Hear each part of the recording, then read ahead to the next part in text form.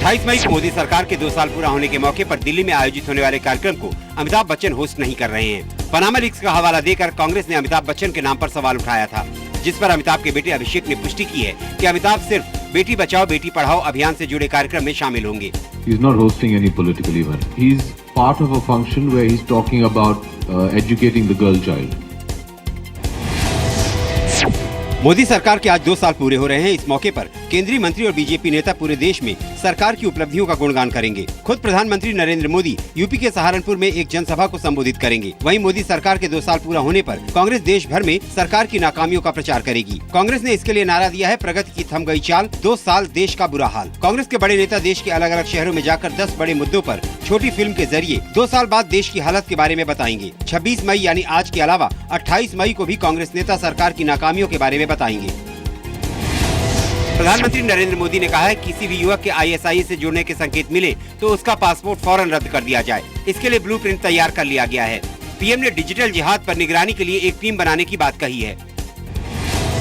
पश्चिम बंगाल में कांग्रेस के 44 नए विधायकों का सोनिया और राहुल गांधी के प्रति वफादारी के हलफनामे पर दस्तखत करने की बीजेपी और तृणमूल कांग्रेस ने खिल्ली उड़ाई और इसे बंधुआ मजदूरी बताया है। कांग्रेस ने कहा है कि विधायकों ने स्वेच्छा से ऐसा किया, जबकि बीजेपी ने कहा कांग्रेस में लोकतंत्र नहीं है। बिहार के गया में लोक जनशक्ति पार्टी के नेता सुदेश पासवान और उनके भाई की नक्सलियों ने गोली मारकर हत्या कर दी। नक्सलियों ने वारदात को अंजाम देने के बाद एक चिट्ठी भी छोड़ी है, जिसमें सुदेश पर पुलिस के लिए मुखबिरी करने का आरोप लगाया गया है। एलजेपी ने एक बार फिर बिहार में राष्ट्रपति शासन की मांग की है। जम्मू कश्मीर के पुलवामा जिले के मोनगामा गांव में आतंकियों ने नेशनल कॉन्फ्रेंस के जिला अध्यक्ष और पूर्व विधायक गुलाम मोहिनुद्दीन मीर के काफिले पर फायरिंग की। आतंकियों की फायरिंग में उनके एक सुरक्षा कर्मी की मौत हो गई। फिलहाल किसी आतंकी संगठन ने फायरिंग की जिम्मेदारी नहीं ली है।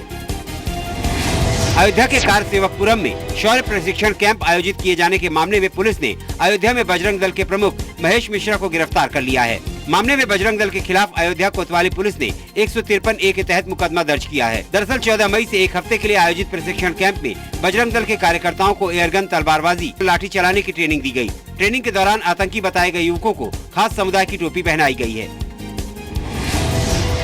सरकार ने कैपिटल गुड्स पॉलिसी को मंजूरी दे दी है। इस योजना के तहत साल 2025 तक 2 करोड़ से ज्यादा नौकरियां देने का लक्ष्य रखा गया है।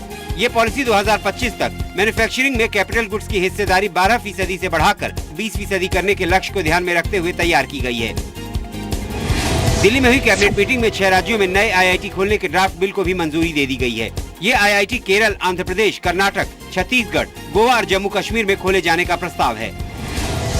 24 जुलाई को होने वाले NEET 2 परीक्षा के लिए आज से ऑनलाइन आवेदन किया जा सकता है। सुप्रीम कोर्ट के निर्देशों के तहत CBSE, MBBS और BDS कोर्स के दाखिले के लिए 24 जुलाई को NEET 2 आयोजित करेगा।